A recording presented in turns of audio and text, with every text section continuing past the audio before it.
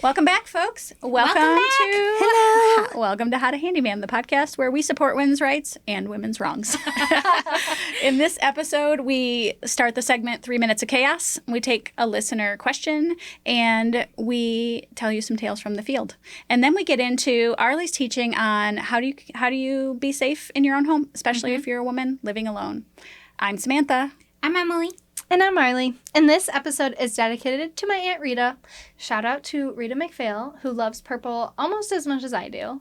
And she's also a badass woman, entrepreneur, starting her own business, raising 2 strong, independent women, and just fighting for women's rights and women's wrongs. And just being just a badass woman in the world, staying strong and really doing her thing.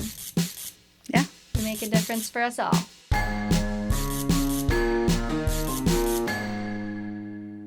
Okay, friends, and Thomas, our editor, we hear your feedback. We love talking, and we also have a few people who have said they're addicted to our chaos, which we appreciate you, and you are very much our people. Mm-hmm. But we're going to do a new thing called 3 Minutes of Chaos, where each of us get 1 minute, and we will hold each other to the 1 minute. Arlie. Arlie. Okay, but seriously, really, I'm going to get my timer out. I don't really talk at all. It's mostly you guys. Yeah, you're definitely coy. You do know there's recorded evidence to the contrary. All right. But anyways, I can't see it. How the 3 seconds. We each get 1 second to say something. Okay. Time's up. We're done. How the 3 minutes of chaos is going to work going forward, and we reserve the right to go back to significant banter. But we are going to attempt to do this. We're going to try. And it doesn't mean our chatting section is going to be super short at the beginning. It means that the other chatting we do will be related to what we do, which is construction. We've got 2 licensed builders and a field expert here. But sometimes we talk like that's not our job. Sometimes we talk like our job is watching TV shows and listening to podcasts, which That's we true. wish was That's our job. our side gig. Yeah, it's our side gig. So we each get 1 minute. All right. Today, Samantha has the timer out. Yep. Who wants to go first? Arlie. Okay, we'll go first. Okay. All right, Arlie. You started already? All right, I'll give you 1 mulligan. Okay. All right, ready? I'm ready. Go. So I got annoyed today, well, last night actually, because of period products. Because I was like, who invented these? And I found out it was invented by a man. And I was like, no wonder these don't work, because how is that even possible? I don't know. I don't think that maybe he knew fully what was happening. Apparently, he was inspired by his friend who was using a sponge. And then he was like, you know what? We should put a sponge inside of women. I'm sure that's exactly how it went. So You have 20 seconds. I was like, this is terrible. But now some of the newer ones that are actually made by women, like discs and cups and stuff, are actually a lot more functional. So go women. But also, yikes to some of that history. Oh, good job, Arlie. You did it! Beat the timer. I did it. All right, Emma, you're next. No, you get to go. I don't even know what to talk about. Oh, I get the timer for yours. All right. You can ask me a question.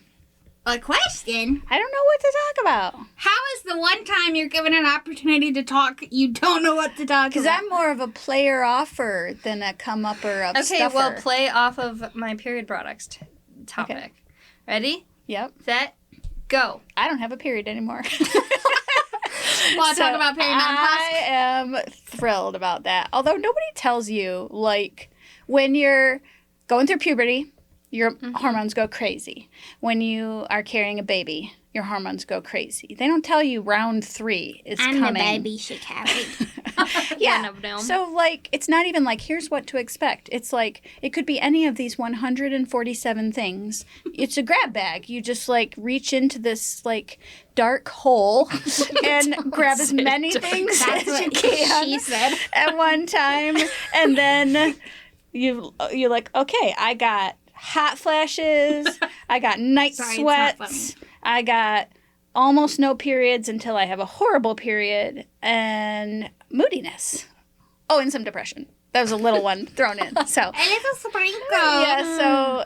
So being a girl sometimes is not for the faint of heart. Nope. But also amazing. Look at that. Look at us. We did it.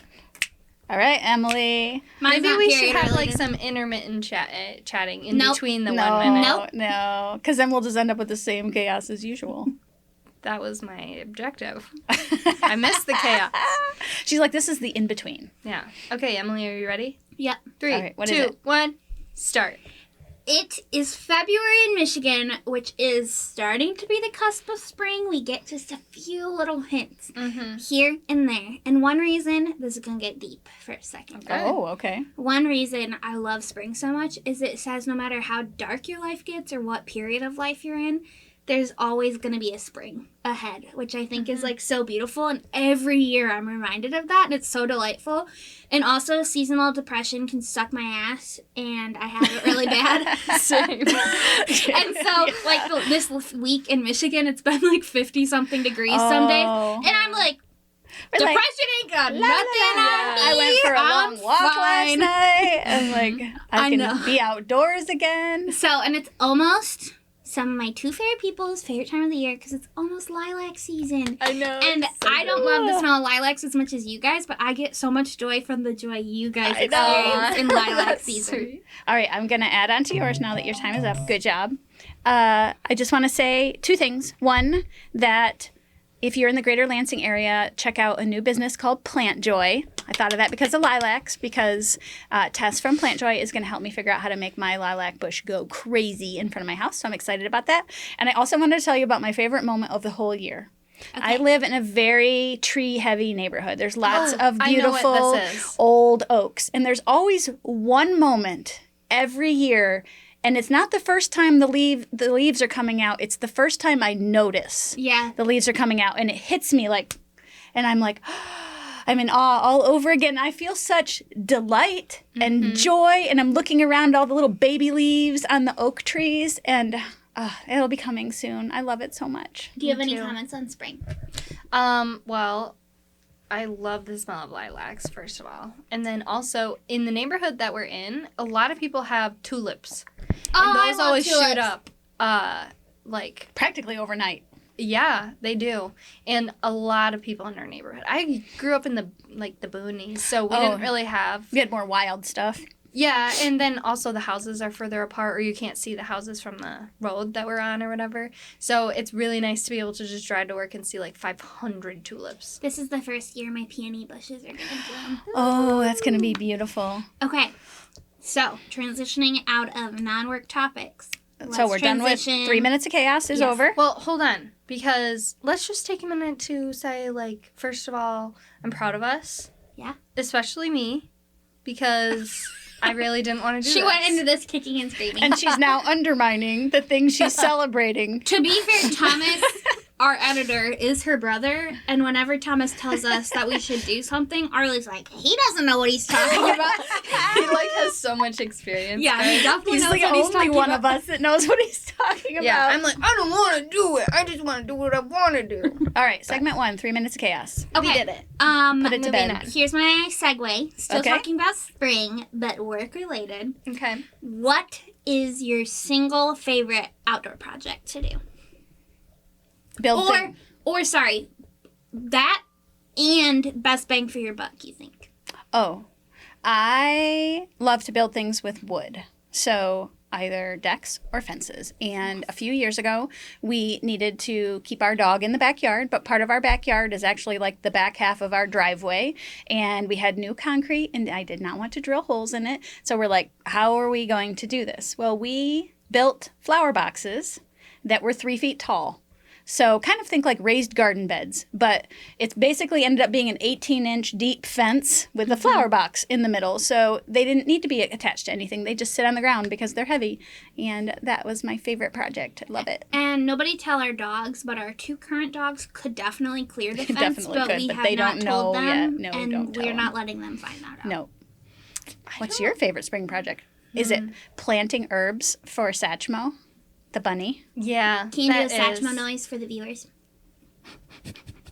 That's a very bunny if noise. he growls, he goes.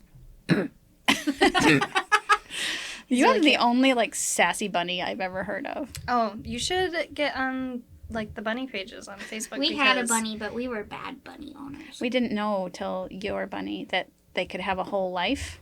So, but Plus, let's not, ours was kind of a pervert.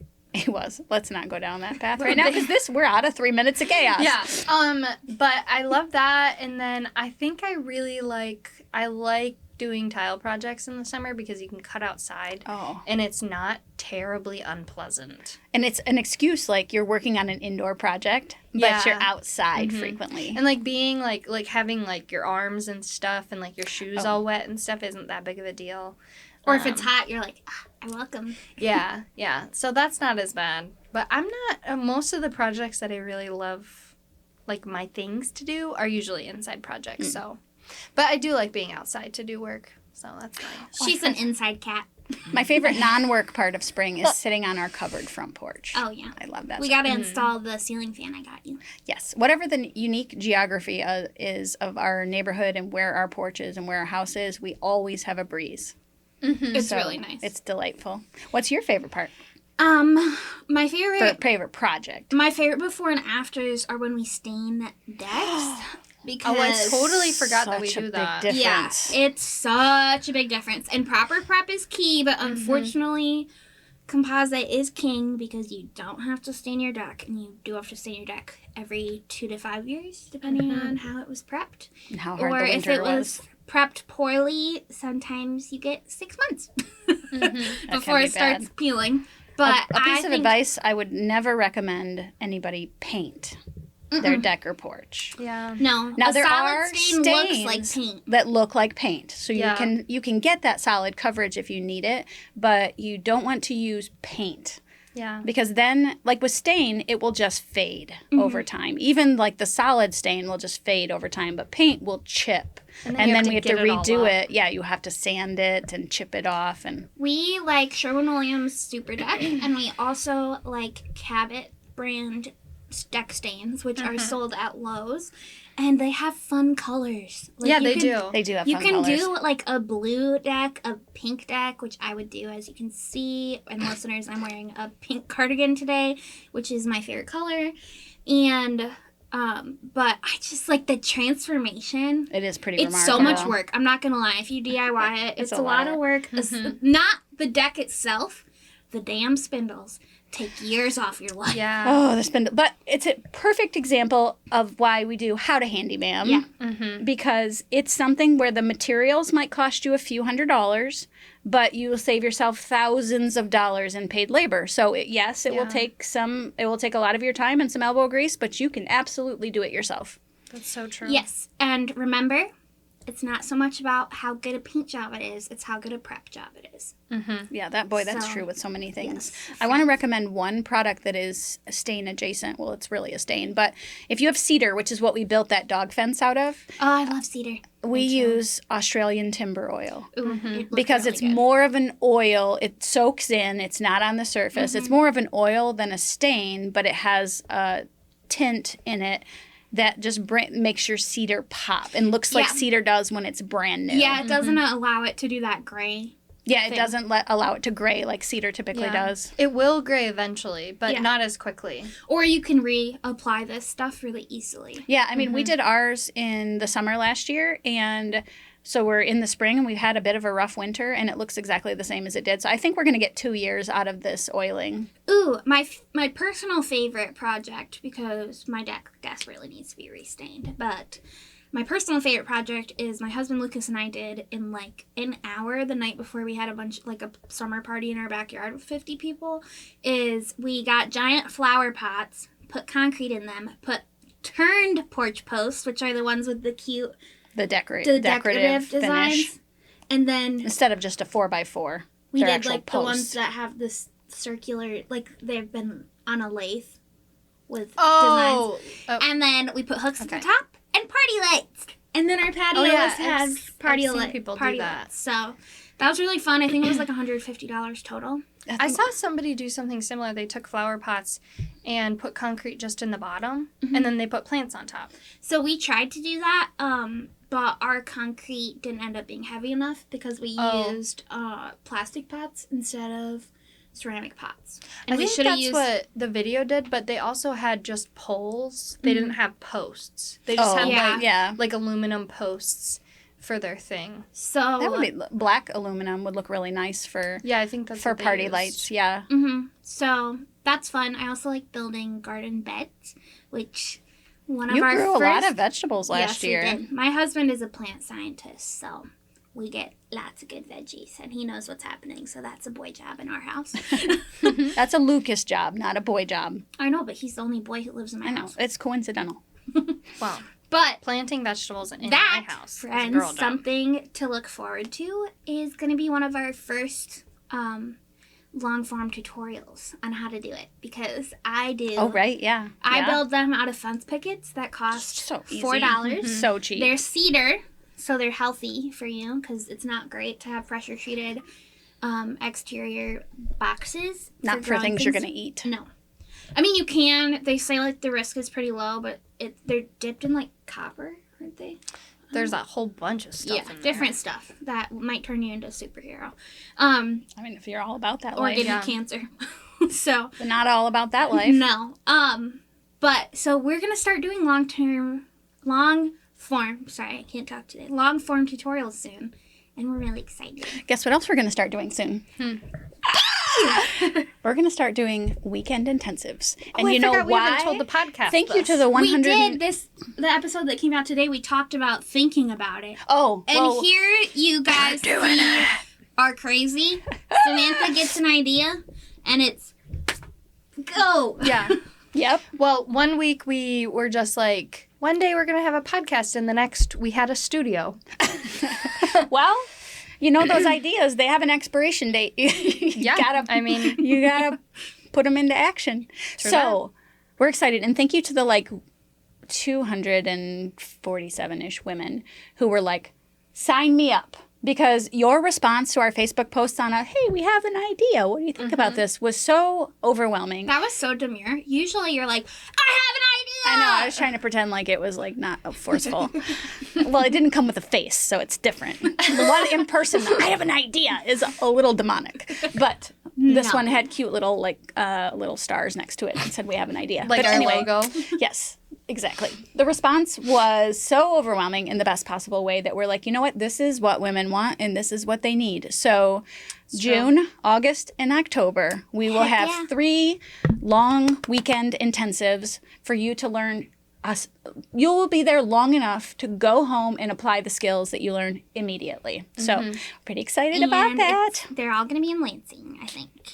Oh, while we're talking about it, since this will come out, I think in a timely manner, we're going to be at the Lansing Home and Garden Show this year for the first time. Both My Handymaam and How to Handymaam will be combined. We're splitting the booth. It's going to be so on cool. the fence about going to the Lansing Home and Garden Show, go and then come see us. Yes. Oh my gosh. You're You'll going to be see there. that I'm on gonna cry. socials for those who gonna be so fun. either listen to this after the fact or don't live nearby. Yeah. And we'll post about it. So 'cause it's going to be lots of fun. All the news that's fit to print, except if you want to learn about any of this stuff some more, then you can find us everywhere online at How to Handyma'am. You can email us at hthm@myhandymam.com. And if you go to howtohandymam.com, you can put yourself on the email list to get early release access to events. So that's pretty cool. Yeah. We are so excited to meet you guys in person. We are but so we're geeked. more so excited to empower women to take care of their homes because that is the mission of all of this.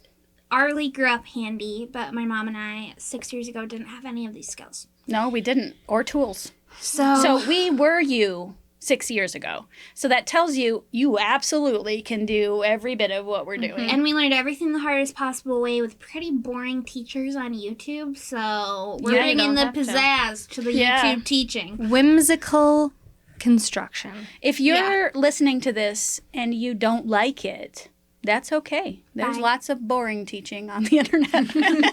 There's lots There of is. more traditional boring teaching on the Yeah, internet. because although we're trying the 3 minutes of chaos thing, I can't promise that we're going to stay on topic for the rest of our lives. But it might make our chatting like 12 minutes instead of 30.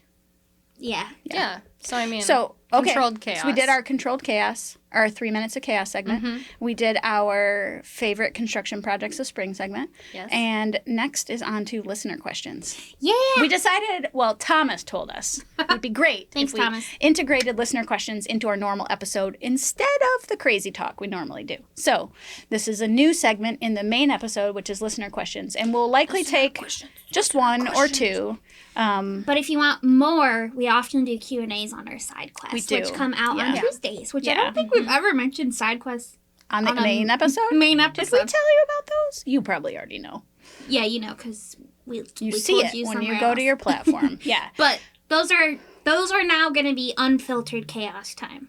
You've been warned. You've been warned, yes. So I have a question for the two of you from Mary Beth, one of our listeners. Hello, Mary. Her getting question is, how do I paint my baseboards without getting paint on my wooden floors? They're already painted. The baseboards are already painted, so she has no choice, and it's time to repaint them. So how does she do it without getting them on her floors? Arlie. Yes. Thank you. You should use tape or some kind of drop cloth or whatever. I'm going to fight you so hard on this advice. I have a better What? one. On the floor? Yep. I have So, a better one. Wait. theoretically, Arlie's suggestion is good, but the problem is, depending on how old your wooden floors are, how long since they've been refinished, the paint, either if it's really old or really new, the painter's tape could pull the finish off your floor. I have a you'd suggestion. you'd have to check and do like a little test spot or something. But Emily has another. It's not a wrong idea. It's just one I challenge because it can have devastating consequences. So thanks a lot, Arlie, for suggesting that people are ruining their lives. Okay. Well, All right. my thing is you use either a sheet of plastic, like a sheet of like laminated paper, or like the plastic sleeves you put in binders. Something like that. Some thin piece Like of plastic. But one with some stiffness to it. Yeah. And you slide it under your baseboard so as you're painting, you have it with you. That's an okay idea, I guess. I love that idea. For listeners, So Arlie much. just evilly looked me up She and just down, gave her and some this serious is now an unsafe stink eye. space. Or you can do what we do and you just cut it by hand. And stop breathing while you're microfiber. cutting, because that's Yeah, how you do it the best. you should know this. If you tape, the problem is you might not know if paint. This is why I'm in the Painter's Tape Hater Club. You won't know. Put it on a t-shirt. I should. You won't know that paint got under your tape until you're all done and you pull it up, and by then it's difficult to get off. But if you paint by hand, so if you're at the point where you've been practicing that skill and you can paint it by hand, if you do get it on the floor, you can just immediately wipe it off. So, yeah. I'm Well, sorry, okay. listeners. You just watched me pull a piece of If dog hair out of my mouth. Your Or- floors watch are this. not finished, then you should definitely use tape. tape 'Cause- or the plastic. Yeah. You mean or if you're both. open grain wood floor? What do you Yeah. mean by unfinished? like open Because if they're grain. totally unfinished, just don't worry about it. Well, if they're like, like open subfloor. grain, they haven't been finished yet, or you're refinishing them or Yeah, whatever. Arlie's absolutely right. Yeah. Because like we have worked with raw wood before, where it has like a thin sealer or an old sealed. It's been sealed, but a long time ago. Then it's not really 100% effective. And there's a way to because- tell what it is. If you can run a crayon along your floor and wax will get caught in the little grooves, that you have an open grain floor either on purpose or on accident. But if you can run a crayon on, and it's just basically like you've run it across a piece of plastic and you can wipe it right off, then your floors are sealed enough to not worry Okay, but about now it. how do I get the crayon out of my grain? Use That's- brown. You get a set of dental tools. Then you scrape it out carefully. Yeah. You can usually tell if.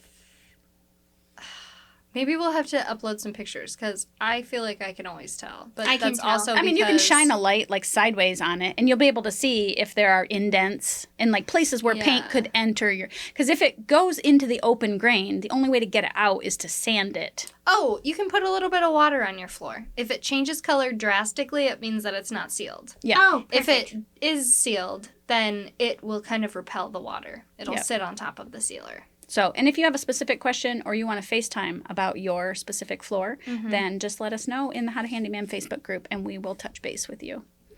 Have you put tape on a floor and then it's taken up the seal before? Yeah, this is one of those ask me how I know situations. Yikes. Yep. How do you know? Because I've put tape on a floor and pulled it up and it's pulled off the poly finish. So it just leaves these like... On a floor or on like other pieces of wood? A floor, like floors or trim. Either floors or trim, yeah. I've had that happen with trim, but usually floors have like a different coating. But if they're old enough, if it's a new finish, it will come off. Yeah. And if it's an old enough finish, it will also. It's, you know how, well, I use this example and maybe people don't know this, but we used to go to a church that was really old. The pews were really old. It was this old, beautiful church. But the poly on the pews was like chipping like nail polish does. So you can kind of pick it off. So floors will get to the point where they're... Not that either of us ever picked it off when the where hot whatever was too long. top coat they have has become brittle. And then the paint will pull it right off. I do love a good paint peel or poly peel. Yeah. True. Okay. I believe you. I just have never done that before. So do we have any... That's the listener question, unless you want me to take another listener question? No. Okay, then how about a tale from the field? Arlie finished this bituminous project that I think we talked about in a side quest, but they're custom storage boxes, cabinets. Let me set the stage for you. This was an older bathroom with some beautiful old details, and the customer wanted the same kind of feel. So we redid the bathroom with like off-white subway tile and some other cool details. This amazing floor. Oh my gosh, you'll have to look at it online. But the customer wanted some cabinets. But you know how it is when you're in a relatively small bathroom and then you mount a cabinet on the wall. It really takes up a lot of visual It feels and like, whoa, that's mental in my space. face. Yeah.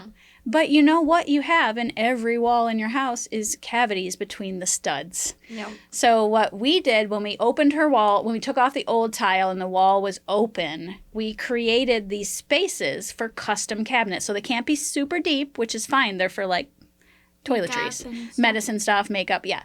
So Arlie created 3 custom cabinets that fit perfectly into the stud cavity. So only the trim around them is flush to the wall. Everything else is inset.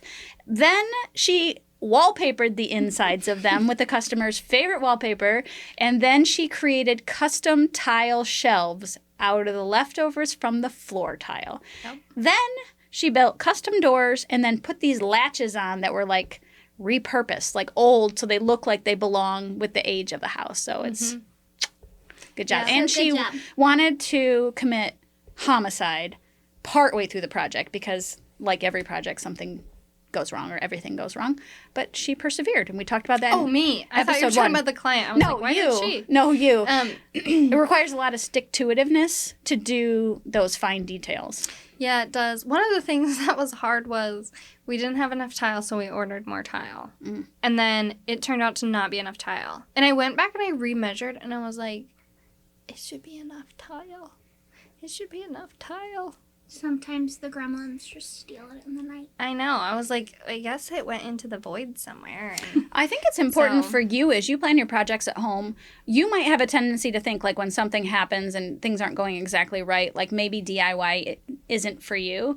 But that happens to all of us. It doesn't matter how long you've been doing this. I mean, this is a joke. Like you take a piece of baseboard and you cut it and it's too long. And so you go back and you cut just a nudge off and then you take it back and it's 2 inches too short. yeah. These kinds of things happen. So just know if it's happening to you, you're in good company. And really the secret of doing good work in your home, good remodeling work or repair work, is the willingness to not quit. Persistent. Yeah. It's not a very like sexy or flashy skill, not quitting, but it's a really important one. Nope. It's not quitting and then having patience and being willing to redo something. If you are intent on it being like as close to perfection as you can get it, you'll have to be willing to redo it when you mess up, because you're gonna mess up. You're going to. That's how it goes. Also, the mistakes lessen over time. They do, yeah. They really do. Or they become like more of like a thing that happens. It's less annoying and devastating than like Like we know when we cut tile around a microwave or an outlet, and it has to have an L cut, especially if the bottom part of it is skinny. Or a U. It's going to break. At least, yeah. You almost, sometimes you're lucky enough to get it right the first time, but not very often. So we just know, like in the beginning, it's like the end of the world because it's a lot of effort to cut, cut L's, to cut other than just straight across the tile. And in the beginning, it's like you almost want to lay down and throw a temper tantrum. Yeah, like, and then no, I don't want to. You get to the point where you're like, welp, time to cut the next one. Yep.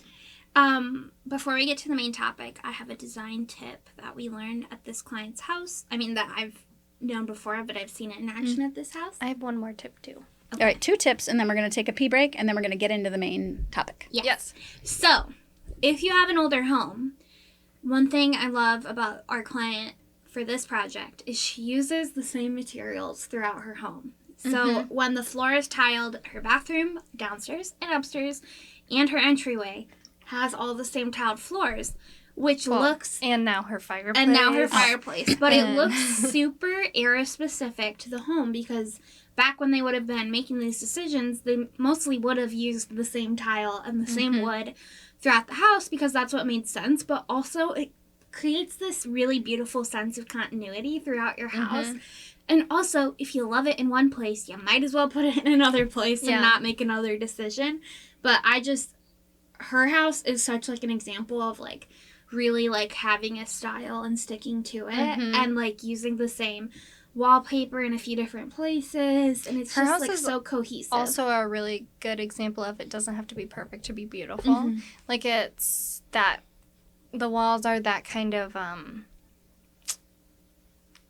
not... It's like orange peel texture?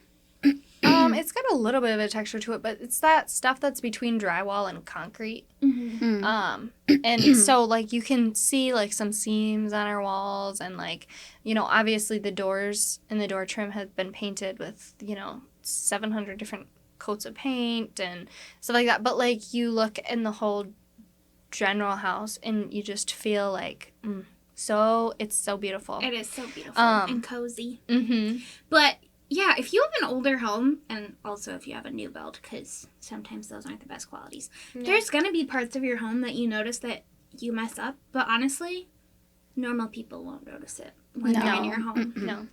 So my little tip is also from our client from this week, and she is a bestie of ours. We've been there forever, it seems like, with a billion projects.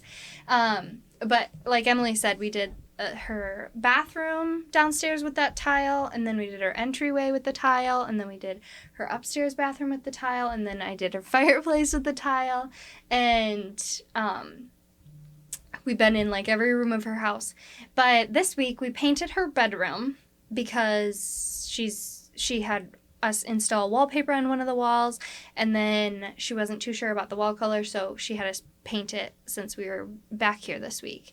And she was like, she called Samantha and she was like, it looks like turds. And it's, you know, the color is the color. But we were like, oh, you know, wait the 2 weeks if you can, or like wait a little while and see if you get used to it. And when we left, I was like, she is going to call us soon because she's one of those people that, like, she loves it right away or she hates it right away. Yeah, she knew exactly how she felt about it. Yeah. And, like, it's not like she was like, okay, yeah, it's fine. Like, that's when I would say wait, you know? Yeah. But if you hate being in your room because the walls are, like, a color that you vehemently That's offensive to you, yeah. Yeah, then, like, I think there's no use waiting the 2 weeks. Yeah. Like, you're not going to suddenly fall in love with a color that if you're you like, hate. oh, this isn't quite the green I thought it was going to be, like, oh, but it's mostly, you might, after a couple weeks it makes sense. But if you're like, that looks like poop. Like, there's probably no coming back. Well, that happened in my office. I was like, oh, I kind of want my walls to be a peachy color. Guys, that's not a good color for walls. But my dad was helping paint, and he called down. He was like, hey, Amy, I got the first roll up. You might want to look. And he was like, it's really bright. And I was like, yeah, I hate it. And he said, good, I don't like it either. Yeah. So we switched. Sometimes it's, you know, very clear. But if you're unsure, wait. you know? Yeah. And this is why getting paint samples in the actual space is important, because Yeah. I just picked a color I liked under the fluorescent lights of Lowe's. And if I had just brought it home, I would have known I didn't like it. Yeah. Yeah. Well, okay, time for the pee break, and then we're going to get into it. See you soon. Okay, so when I first ran this topic by my brother, he was like, "You're gonna scare people by talking about We're like, home joke's security." on you. We're already I'm sorry. scared. Am I the one who can hear sirens in the I background? heard that, too. I heard it too. Sorry about that, guys. But We were being professional and continuing on. women in general. We were told to acknowledge the noises. Well, friends. Watch, you can't even hear it. She's like, There's too much chaos happening. Okay, We already had our 3 minutes of chaos. you're right. Jeez. Whoa. Back to you. We can't It's control the loud. sirens, though. Oh yeah, this Do you think is we live in New York exactly why City? we need home security.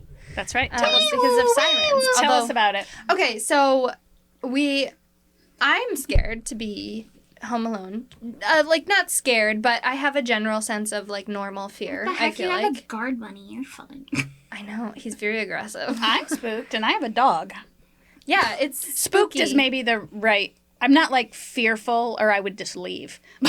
Yeah. But I am spooked. Yeah, especially if you listen to true crime, and then you Yeah. turn it off and Her go to arms sleep are at cut night, off. and then you're like, I fall asleep listening to true crime, so this is what it sounds like. Her arms were cut off. Her head was cut off. Her body was drained of blood and then left in a field. Yeah. All right, so Anyway, you're going to... So we're going to talk about some things that you can do around your home to make it safer. If you live in your own place, or if you live alone, or if you live in a house. Or an apartment. Or an apartment, these are tips for you. Basically, anywhere you live, these are for you. Let's do it. So we have 5 categories, and our first category is doors. Okay. So the couple of things that you can do to Are we guessing? securify your doors. Sure. I have 3 on here. Okay. Oh, okay. Go I ahead. think adding longer screws to your latch plates and deadbolt things so your door is harder to kick it in. Okay. Um, Check. That's a good one. I think making sure your knobs and locks are not a certain brand because it has 70% of home break-ins. I mean, you may as well just say Kwikset. Kwikset. We're not sponsored by Kwikset. So we don't have anything to lose by telling people maybe use Kwikset on your non-locking doors. Yeah, but they're really easy to break into. So, and this is all alleged. Kwikset, don't sue us, please. Yeah. But, alleged. alleged. But they have a lot of break-ins, so Schlag is usually It's a good better one, yeah. option. And do you have any guesses? Make sure I you don't have a think that was one of them. deadbolts. Having deadbolts, because I was Yeah. just in a house where the front door and the back door both just had a spring latch. That's just the like little knob that you turn. That So you can often do with a credit card. you can, yeah. So having deadbolts is important. Okay. Those are kind of on here. I have locks as a different category, but my Oh, other sorry. 2 were garage manual locks for garage doors. Like and then the sliding- human door in the garage, not the lift door. No, the lift door. Oh, the Yeah. lift door. Okay. Apparently, people can break in through your garage door. And I guess if they know what they're doing, it's not that hard. No, and it's pretty So I guess that's quiet. another reason to make sure that the door between your house and your garage also has an appropriate exterior lock. Yeah. And they have for 2, you can get 2 manual garage door locks for like $15 on Amazon. Nice. So if you're worried about it, or if you don't use your garage very often, or, if your kid's home alone in the middle of the day or something and you want to tell them to do that just for extra security, then, a little peace of mind. All 3 of us have solved this problem by not having garages. I know, none of us have a garage. We just don't have a garage. But also, if you have any valuables, like, in your garage, Yeah. we do store things in our I mean, garage. we put a heavy-duty keypad lock on someone's garage who had like an old car, like a restored vintage car. So, Yeah. So those were my 3. So the putting big long screws, like 3-inch screws, into the latch plates and the hinges. So if this is your door and this is the wood that it butts up against, Yeah. so your deadbolt goes like this. There's a little plate here that the deadbolt goes into, and then there's the little plate here that screws the deadbolt mechanism into the door. Both of those come with 1-inch screws, typically. You want, with the door, the 1-inch screws, I think sometimes that's all you can get in. But on the latch plate side, you definitely want 3-inch screws. And that is because what the latch plate goes into that has the hole for the deadbolt is called a door jamb. But on the other side of that is the framing of your house. It's a stud. And so that's actually a structural piece. The jamb obviously is structural enough to hold your door up, but it's not like... They're normally 1 by wood, which is 3/4 of an inch thick. So, you know, the right person could kick the door in. And again, we're not fear-mongering. We're just saying you can do these things and then be like, I did the things. Now I don't have to be spooked at home. Yeah. A little sense of security and a way to get, you know, protect yourself a little bit and have your fear kind of settle down a little bit. Okay, our next one is, I have 3 for that. Well, I guess I have 4, is windows. Make sure your locks are working on your windows. Well, there's a video that we put out for the older locks where they're kind of the spinny ones, installing new ones because they do break over time. Yep. If you, like for me, if I lived alone, I would have like the cut off broom handles, like the piece of wood that you, if you have a double, this works for a slider. Think of a double hung window as like a sideways slider. So your slider has the door that slides back and forth, and you can put like a cut off broom handle or a dowel from like a 1-inch thick dowel to keep the door from being able to open. You can turn it vertically and do the same thing on top of your double hung window, on top of the sash that slides up and down. And it cannot be opened. If you don't have a saw, Home Depot's trim aisle has a handsaw. They'll make you pay for the full length of dowel, but with a tape measure it, and then you can sweat your ass off in the Home Depot aisle. They will cut it for you. Oh, yeah. The lady in the video that I watched, she was a Home Depot employee, and she was like, she held up this long dowel, and she was like, we cut it for you. So they will cut it in Home Depot for you. If you're like me and you don't like asking for help, though, head to the trim aisle, find the handsaw. But you can get like 8 feet of it for like $10. Yeah, of a dowel. Pretty reasonable. So you could do like 4 windows. You could go to an estate sale and buy old brooms and cut them up. Yeah, that too. They cost like $1. Okay, I have... So there's that one. Okay. 2 more. So that's window locks and repair slider broken door. ones? That's a good one. Not on my list, but that's a good one to repair your window. Is the category locks? No, this one windows. is windows. Oh, okay, so sorry. how to windows. Safetyify your window. I don't know, besides putting a sensor on your window. Think of jail. Bars. Bars. I mean, you see those actually in major metropolitan areas where you're walking like from downtown into residential and other areas. The like first floor windows will have like the decorative wrought iron grids. Or if you're Harry Potter's uncle, then you put it on his window. You just have to, people have to know, like you can't just put bars on all your windows because egress in case of a fire is important. So there are specific things that are meant for windows that I don't know how they work because I've never had that, but they would need to open from the inside so that you could get out. Yeah.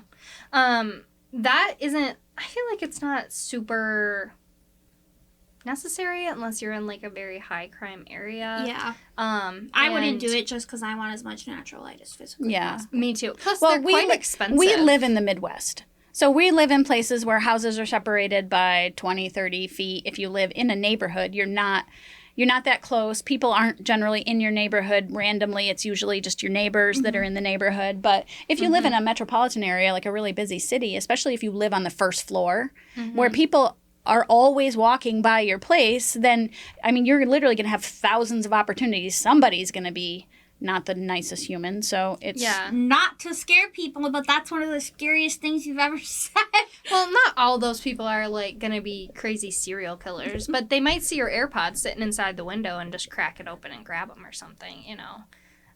Remember, we're just talking about, for your situation, what are the things you can do to be less spooked? Yeah.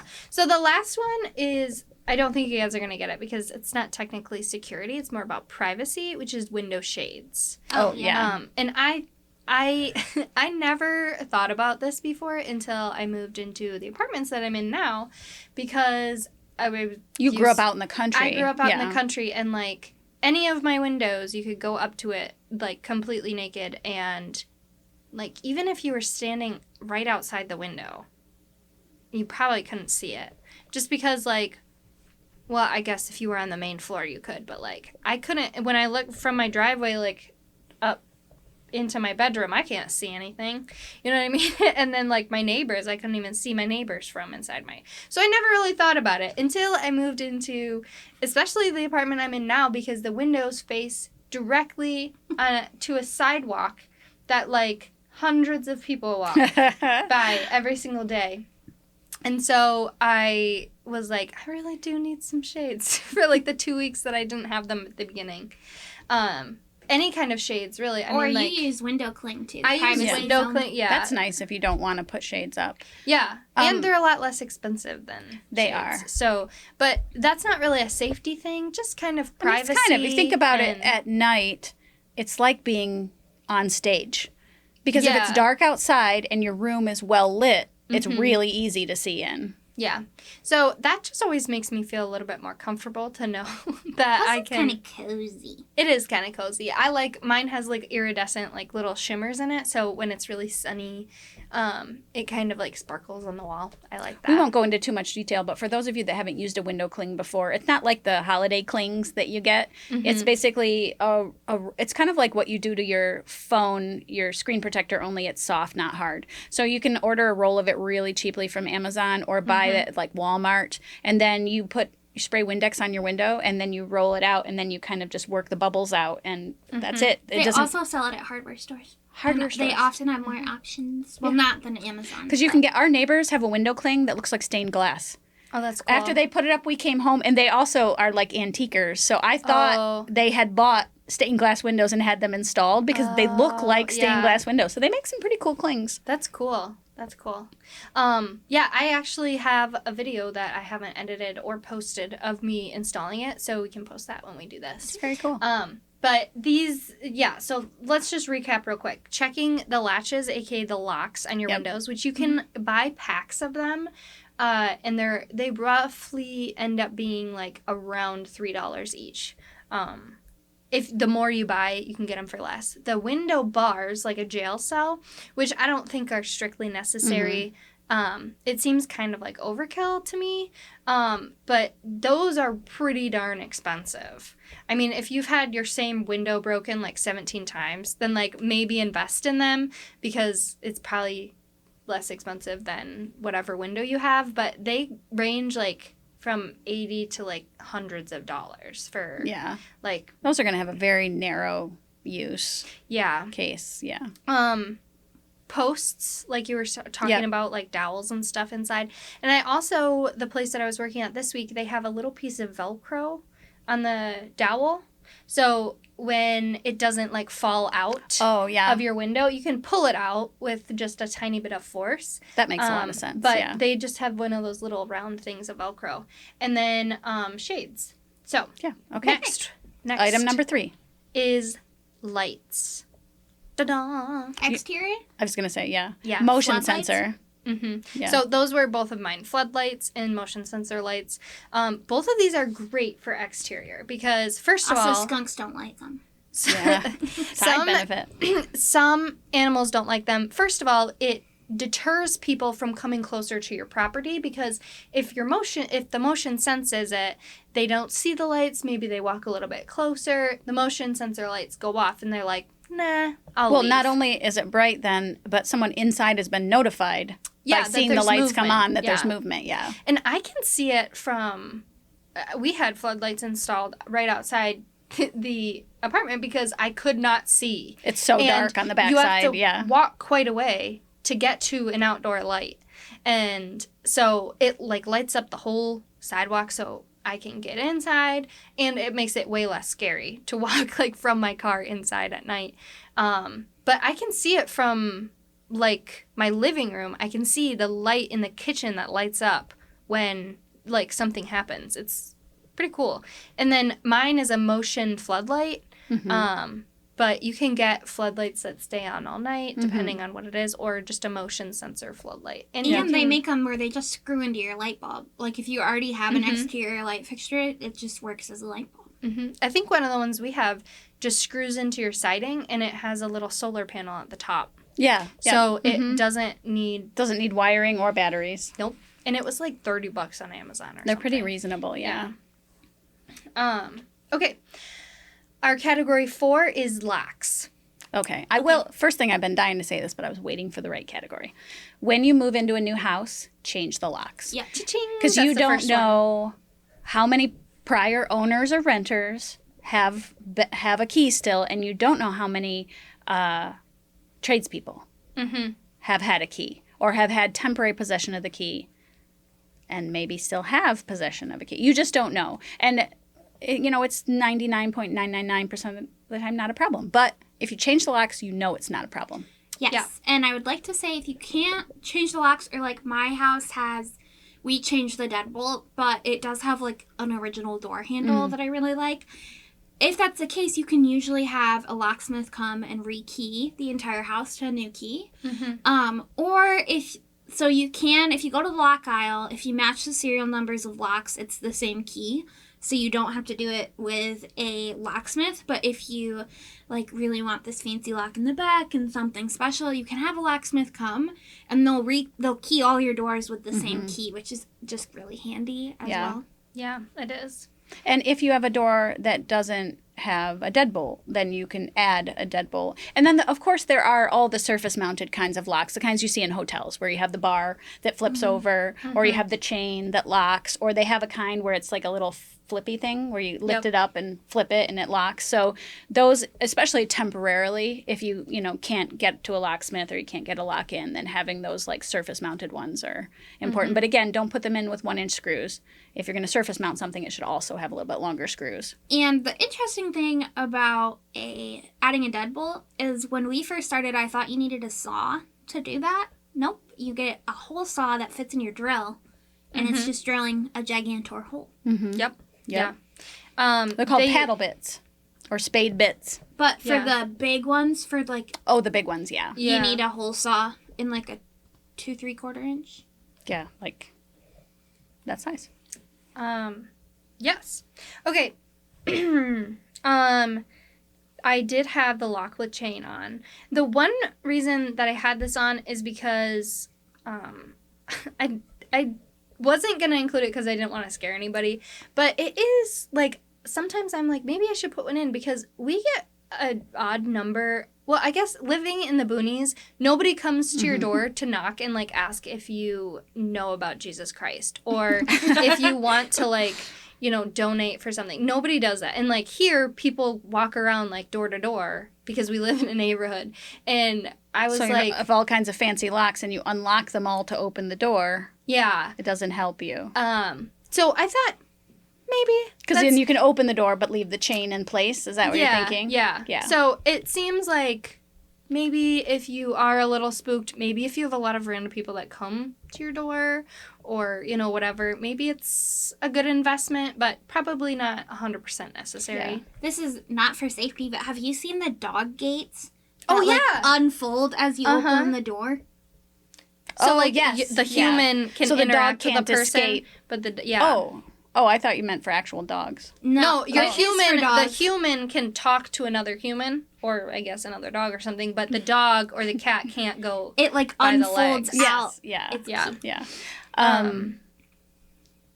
Okay, so this one is, I thought about this because you had installed keypad locks on all of the renter units, and you were like, I'm not sure about whether they could be hacked or something. And apparently if they don't have Wi-Fi or Bluetooth, they're almost impossible to hack. Nice. And because they don't have a key, they can't be locked either, or picked.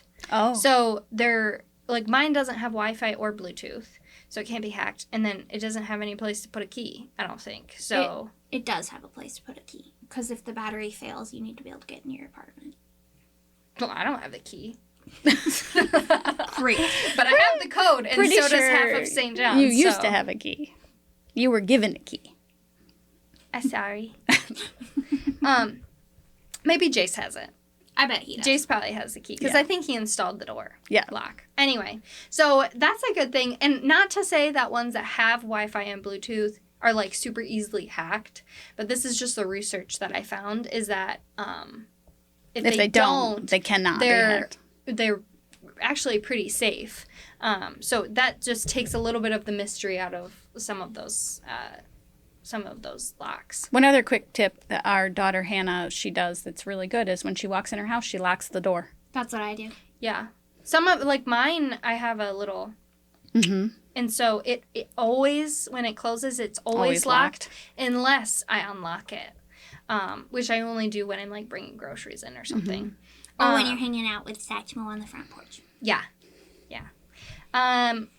Okay, 2 more in this category, which is, first of all, either give a spare key to a responsible friend that lives relatively close to you, somebody that you trust, that isn't going to give it to another person or whatever, or get a lockbox for your Those spare key. Those are so smart, yeah. They really are. They're very hard to break into.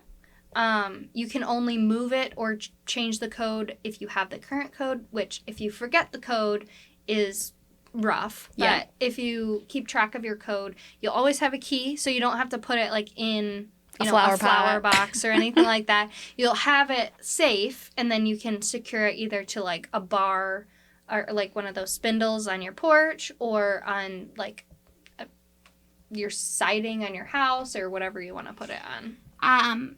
The old owners of my house left one that they didn't know the keypad to, so I have a fake one at my house that occasionally I'll just put numbers in just to see if one day I crack it. Only 10 million combinations. Yeah. Okay, and then the last one is deadbolt reinforcers. Oh, yes. Those are the taco-shaped things? Yes. Yeah. I like them. I think they're kind of cute. They are. Yeah, you see them a lot on older doors, and you're like, that's a decorative feature, but it's really a security feature. It's also maybe because someone cut the hole wrong. Well, I've done that. Yeah.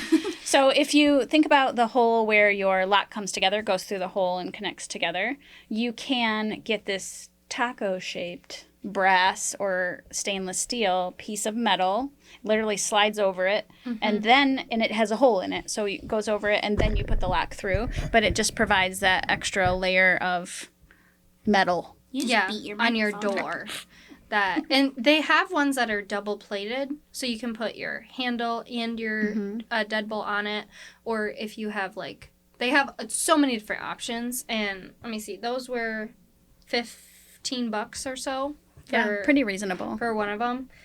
So, I feel like those are pretty reasonable. And I used to think that's kind of overkill, but then I saw a kicked-in door, and I was like, man. No, it's not overkill. Not overkill. Anyway, and then the last one is cameras. So security systems. This one's pretty common nowadays. Like people have the doorbells, the floodlight cameras, and then you can do, however many brands. We've installed a lot of Ring doorbell. Yeah. I like my Google doorbell. I have a Google Nest doorbell that I like. Oh, yeah. We have the Ring, and for me, it's not just about, knowing if somebody's there, but if I'm spooked, I can literally go back through and see. So if, the day when something weird showed up on the porch, I'm like, who left that on the porch? Yeah, she had cookies delivered, but it didn't say from a company. It was from a company, but it was just a rando plate of cookies. Just a platter of cookies. I'm like, who left cookies on? So anyway. Until a friend was like, did you get my cookies? I'm like, that was you! You're I thought those were poison cookies. We ate them anyway.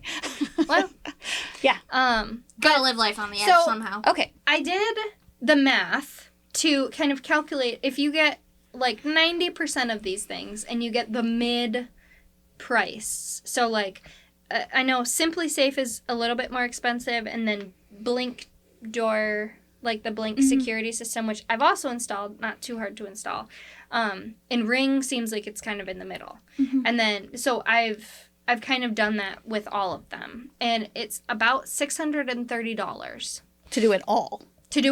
But I did do window latches. You have 10 of them or something. Yeah. And then 2 like door locks. So getting like, that's just kind of a basic. You could even pick like 2 things to tackle this month, and then next month put in another couple things. Mm-hmm. So it's a lot of money, but also I feel like it's not it's not like $5,000 or something. Yeah. And this is like you doing it yourself, and all of these things. I mean, the most intimidating thing is probably the camera install. But yeah, so those are our 5 categories of home security and safety.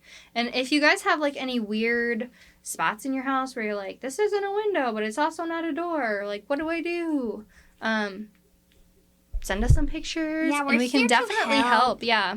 And if you think about it, it's somebody else will have that same question. So by emailing us where we can answer it on the podcast, or by putting it in one of the groups, then other people will see it and will answer it. Mm-hmm. It's helpful to you, but it's also helpful to others. Yeah. There are no dumb questions here. No, there isn't. But keep yourself safe. And you know what? Even if you're like, odds are this isn't going to happen. Nothing bad's going to happen. Like, odds are you are right. But if you're worried, just do a little bit to protect yourself. I think every single one of those things could be done with a drill.